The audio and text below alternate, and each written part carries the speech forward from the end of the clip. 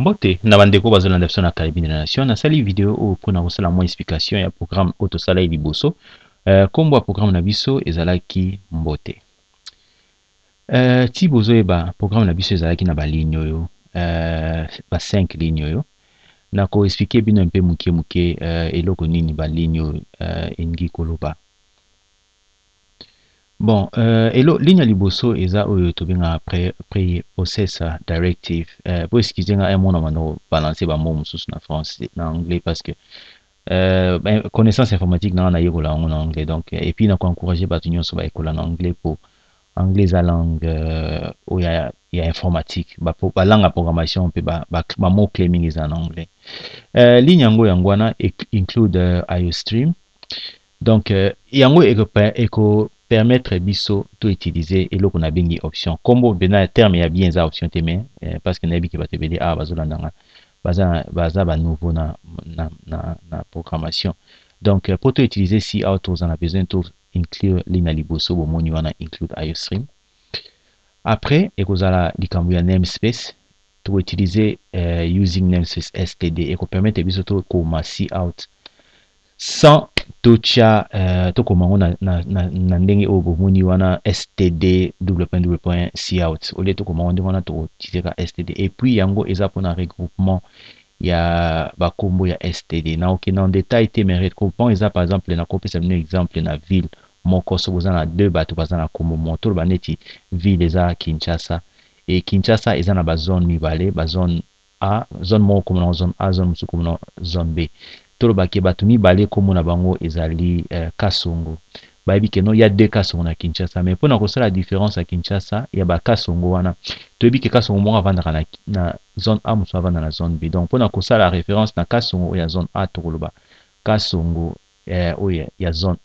A wana eza lokola par exemple ils ont regroupé bakombo bakasongo na bato misusu bavanda na zone A na kokata yango wana parce que vous avez un peu vous en avez besoin pendant okeni na profondeur et puis pratique eza penza conseiller mingi te après soto tokomi na ba étude moins avancée tokomeka tolongola système mais na minute to garder na boye po tozana ni bandeli. Après tozana programme na biso ya main na biso ekomomaka boye ndi boti bomoni main ezali fonction principale ya ba programme na biso nyonso ya C++ ya console tokokoma. Et puis après wana tozana message na écran ezalaki ligne oyo bozomona oyo ya cout tozana ba signe oyo otobengaka less ba signe oyo bozomona ezotala na gauche wana eza mibale après tozana entre guillemets totie Mbote donc tokoutiliser nanu chaque bandi tozana na eloko na biso tobengaki option entre guillemets donc eza lokola cout na biso na babiloko na mibale ezotala na gauche. Yango nde sikoyo eko permettre biso to eloko ligne oyo tozomona oyo permettre biso totia message tolakisa message na écran donc message oyo tolakisa na écran oyo tokotinda na cout na biso ekozala biloko eza entre guillemets bosi rappeler tant nazoloba cout eza eloko bozomona na COUT il faut kobenga yango cout eza terme oyo toutilisaka na C++ mpona kobenga nani wana option wana. Et puis il faut toyeba lisusu ke baline na biso mingi ya C++ et aussi là na point virgule. Bon valeur na ligne na biso suka eza valeur oyo retourner programme na biso retourner 0 raison nini programme na biso retourner 0 soki nde bomonaki na programme na biso so botali bien bomona ke esika main esika elobi main avant main eza na int ezoloba int main donc int wana eza integer est un nombre entier donc pour biso to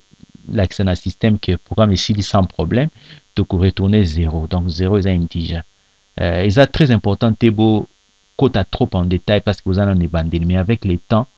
il faut zongela sous vidéo ou ceux qui ont moins complication il y a que comprendre la bloom sozo sala mais et cause la plus facile après que ça la moi pratique kozonga ce soir. Donc tokende siko na pratique elonga na osenga bino olie bokoma programme bino moko olie kokoma programme eloba Mbote na bino bokoma programme moko boye ekoloba Mbote na bato nyonso oyo bazotala ngai okomi ligne mwande il faut ebima na écran noir ke donc Mbote na bato nyonso oyo bazotala nga na écran. Yango wana eloko na tiki bino comme pratique, so ozwi mwa problème ya kosala pratique, okotia ba commentaire na esika na koposte ba video oyo, na kosala de façon na nga na aide bino. Ezalaki de la nation. Au revoir. Bye.